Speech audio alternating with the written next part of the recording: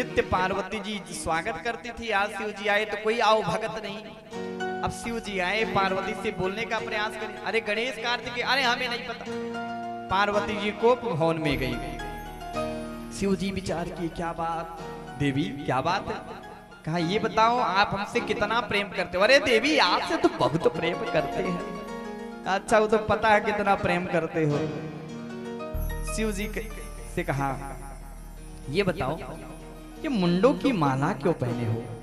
अरे देवी आपको नहीं पता, हम आपसे इतना प्रेम करते हैं। आप कभी सती बनती हो, कभी पार्वती, तो आपके वियोग को नहीं सह पाते, इसलिए आपके मुंडों की माला अपने गले में पिरो करके रखे हैं। कहा तो अमर कथा क्यों नहीं सुना देते, जिससे हमें बार बार आना जाना ही ना पड़े? शिव जी ने कहा अमर कथा ये किसने बता दी इन्हें? अब शिव जी ने ध्यान लगाया, अच्छा नारद जी आए अपना काम करके। अरे देवी कोई बात नहीं, नहीं सुनाए तो? अरे नहीं सुना देंगे। अरे नहीं सुनाना ही पड़ेगा अभी इसी समय। शिव जी गए, एक वट वृक्ष के नीचे बैठे, अब अमर कथा सुनाने जा रहे हैं, जो सुन ले वही अमर हो जाए। शिव जी ने शंख निनाद किया, जितने कैलाश पे जीव जंतु थे सब चले गए, लेकिन शंख निनाद से एक सुख तो उड़ गया, लेकिन उसका जो अंडा था वो फूट गया। शिव जी कथा सुनाने लगे, देवी देखो जब कथा होती है तो कथा में एक देवी जी आती है। कहा कौन सी देवी आती है कथा में? कहा निद्रा देवी आ जाती है, चाहे झपकी ही क्यों ना आए लेकिन आती अवश्य है। तो मैं कथा सुनाऊं तो आप हूँ स्वामी कहते रहेंगे, मुझे पता भी चलेगा आप कथा सुन रही हो। पार्वती जी सो गई, लेकिन पीछे जो तोता था वो बोलने लगा। पार्वती जी चुप हुई तो तोता कहने लगा हूँ स्वामी। कथा हुई, जयकारा लगा, पार्वती जी की निद्रा खुली। कहा इसके आगे क्या हुआ? कहा अच्छा क्या मतलब आपने कथा नहीं सुनी? तो सुना किसने?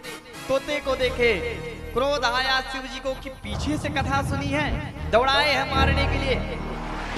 और वो तोता भागते भागते आया बद्रिका आश्रम, जहाँ महर्षि वेदव्यास की कुटिया है। सम्याप्रास आश्रम में महर्षि वेदव्यास विश्राम कर रहे हैं। इनकी पत्नी अरुणी उसी समय जम्हाई ले रही थी। वो सुख आया अणु मात्र का होकर के माँ अरुणी के सिरे गर्भ में प्रवेश कर गया। शिव जी खूब दौड़ाए, व्यास जी से कहते निकालो उसे। व्यास जी कहते देखो आप सचमुच भोलेनाथ हो। अरे आपकी उसने अमर कथा सुनी, तो अमर कथा सुनने का सीधा मतलब कि जो सुना वो अमर हो गया, और आप मारने आए हो उसे, तो या तो आपकी अमर कथा झूठी है या तो आप झूठे हो। शिव जी को समझाया, शिव जी चले गए।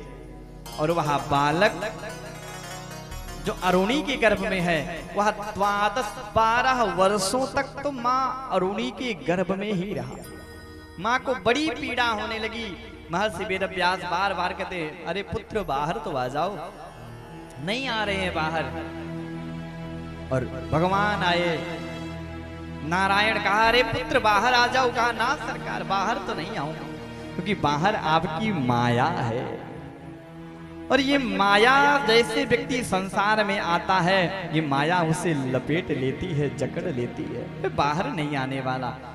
भगवान ने कहा तुम बाहर आओ, मैं अपनी माया को ही शांत कर दूंगा। वह बालक बाहर आया और जन्म लेते ही यम प्रव्रजन्तमनुपेतमपेत कृत्यम द्वैपायनो विरह कातरया जुहाव।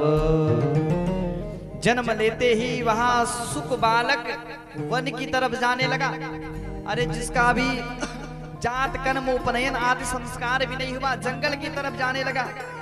यम प्रव्रजन्त मनुपेत मपेत कृत्यम। अरे व्यास जी कहते हैं पुत्र रुको तो, द्वैपायनो विरह कातरया जुहाव।